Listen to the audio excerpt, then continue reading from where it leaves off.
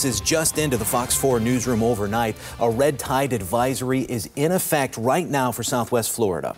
The warnings include Lee, Charlotte, and Sarasota counties. Jillian Hartman joins us live from Fort Myers Beach. Jillian, what does this red tide warning mean?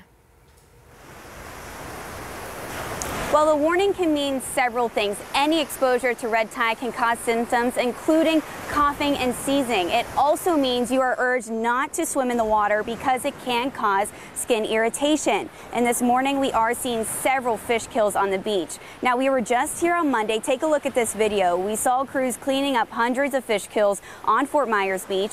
Over on Sanibel Island, we got a new update that crews have removed over 300 tons of dead fish in the past few weeks. That does not include the whale shark, large groupers, and tarpons that were recently washed up on the island. It also does not include dead fish cleaned up in the canals. To put it in a different perspective for you, that's over 6,000 pounds of dead fish. Florida Fish and Wildlife report that there are high concentrations of red tide in Lee, Charlotte, and Collier counties. The new beach advisory is in effect until tonight.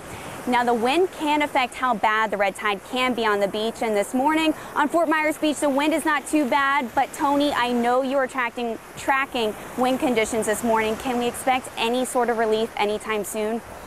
Hey, Jillian, absolutely. We are watching those winds, and we like to see when they're offshore, right, when they're coming in from the east, because that helps to push the algae away from the coast, so that's not quite as bad for folks, out there on the beach trying to have a good time. And that's kind of what we're seeing. Unfortunately, by afternoon, we typically see kind of a reverse. Those winds shift out of the west with the sea breeze, and that kind of can keep the algae kind of piled up closer to the coast. But right now, kind of seeing lighter winds, moving towards generally from northeast to southwest. So that's generally in the right direction.